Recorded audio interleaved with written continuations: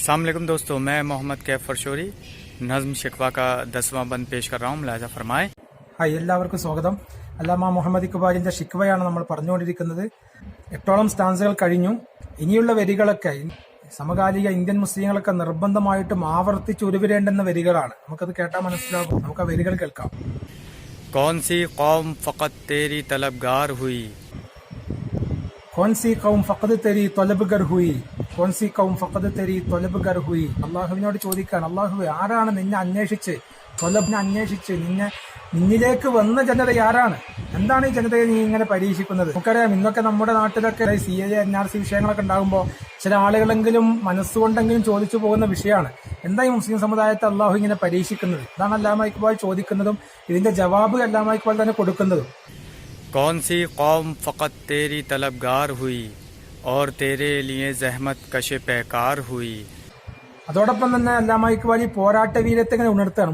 മുസ്ലിം സമുദായം കടന്നു വന്ന കനൽ വഴികളെ ഓർമ്മപ്പെടുത്തുകയാണ്. ഇപ്പൊ ഈ പൗരത്വ ഭേദഗതി ബില്ലിനെതിരെയുള്ള സമരങ്ങൾ കണ്ടപ്പോ സംഘപരിവാർ മാത്രമല്ല, ചില മുസ്ലിങ്ങൾ പോലും സംശയിച്ചിരുന്നു, എന്താ മുസ്ലിം സമുദായത്തിന് ഹാലിളകിയോ, എന്താ ഇങ്ങനെയൊക്കെ ചെയ്യുന്നത്? അവൻ പറയുന്നത്, ഈ കവിതയൊക്കെ വായിച്ചാൽ ഇതൊന്നുമല്ല, ഇതിനേക്കാൾ തീഷ്ണമായ സമരമുഖങ്ങളും പോരാട്ട വീര്യങ്ങളൊക്കെ കഴിഞ്ഞു വന്നതാണ് മുസ്ലിം സമുദായം.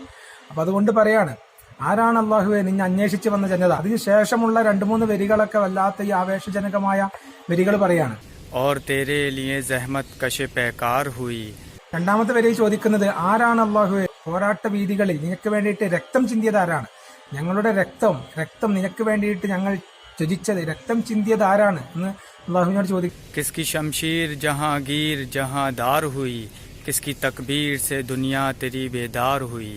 അടുത്ത വരിയിലേക്ക് അല്ലാമ ഇക്ബാൽ മുസ്ലിം സമുദായത്തിന്റെ എല്ലാ പോരാട്ടങ്ങളെയും ഒറ്റ വരിയിലേക്ക് തുന്നിച്ചേർക്കുകയാണ്. കിസ്ക് ഷംസീർ, ആരുടെ പടവാളാണ്, ആരുടെ പടക്കത്തിയാണ്? കിഷ്ക് സംസീർ ജഹാംഗീറോ ജഹാന്ദാർ ഹുയേ, ആരുടെ പടവാളാണ് ലോകം അതിജയിച്ചത്? ലോകത്ത് ഇന്ന് ലോകം മൊത്തം അതിജീവിച്ച ഏതെങ്കിലും പടവാളുണ്ടെങ്കിൽ അത് മുസ്ലിം സമുദായത്തിന്റേതാണ്. അത് ഖാലിദ് ബിൻ വലീദ് റളിയല്ലാഹു അൻഹു അടക്കമുള്ള മുസ്ലിം സമുദായം ചെയ്തു വന്നിട്ടുള്ള വിപ്ലവകരമായ പോരാട്ട വീര്യമാണ്. അതാണ് ലോകത്തെ മൊത്തം അതിജീവിച്ചത്. പറഞ്ഞാലും തീരാത്ത ചരിത്രങ്ങളാണ്. ഒറ്റ വരിയിൽ മനോഹരമായ വാക്യഘടനകളിലൂടെ അല്ലാമ ഇക്ബാൽ ചേർത്ത് വെക്കുന്നത്. किसकी तकबीर से दुनिया तेरी बेदार हुई. അടുത്ത വരിയിലും സമകാലികമായ ഒരുപാട് സമസ്യകൾക്കുള്ള ഉത്തരമാണ്, ഒരുപാട് സന്ദേഹങ്ങൾക്കുള്ള ഉത്തരമാണ്. കിസ്കി തക്ബീർ സെ ദുനിയാ തെരി ബേദാർ ഹുയി, ആരുടെ തക്ബീർ കേട്ടിട്ടാണ് ലോകം ഉണർന്നത്? ആരുടെ തക്ബീറിന്റെ മന്ത്രം കേട്ടിട്ടാണ് ലോകം ഉണർന്നത്? കിസ്കി തക്ബീർ സെ ദുനിയാ തെരി ബേദാർ ഹുയി, ആരുടെ തക്ബീറിന്റെ മന്ത്രധ്വനി കേട്ടിട്ടാണ് ലോകം ഉണർന്നത്? വല്ലാത്ത വരികളാണ്. വിശദീകരിക്കാതെ തന്നെ മനസ്സിലാകും. ഇതൊക്കെ ഒരുപാട് പറഞ്ഞാൽ ഒരുപാട് പറയേണ്ടി വരും.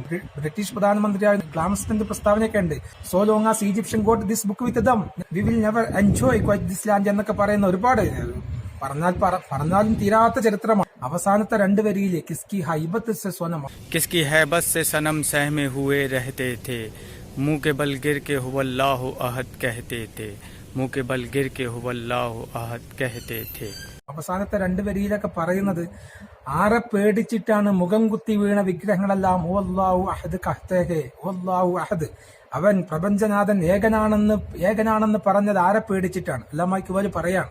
അല്ലാമ ഇക്ബാൽ എന്ന് പറയുമ്പോൾ ഒരു ഉറുദു കവി എന്നതല്ല നമ്മൾ കാണേണ്ടത്. ഒരു ഇസ്ലാമിക പണ്ഡിതനായിരുന്നു, ഒരു വലിയായിരുന്നു, അള്ളാഹുവിന്റെ വലിയായിരുന്നു. പ്രവാചക സ്നേഹം കൊണ്ട് പ്രവാചകന് വേണ്ടി ജീവിച്ച, പ്രവാചക സ്നേഹം മാത്രം മുഖമുദ്രയായി ജീവിച്ച അല്ലാമ മുഹമ്മദ് ഇക്ബാൽ റഹ്മഹുല്ലാഹി അദ്ദേഹത്തിന്റെ വരികളിലാ പറയുന്നത്, നിങ്ങൾ ഈ ചാനലിൽ നിന്നല്ലെങ്കിൽ മറ്റേതെങ്കിലും ചാനൽ വഴിയോ അതല്ലെങ്കിൽ നിങ്ങൾ തന്നെ തേടി പിടിച്ചിട്ടോ നിങ്ങളിത് വായിക്കണം. ഷിക്വ ജവാബെ ഷിക്വ എല്ലാം തുലൂൽ ഇസ്ലാം, നിങ്ങൾ ഒരുപാട് അല്ലാമ ഇക്ബാലിന്റെ കവിതകളൊക്കെ ഇതിന് ശരിക്കും വായിക്കപ്പെടേണ്ടതാണ്. വെറുതെ ഒരു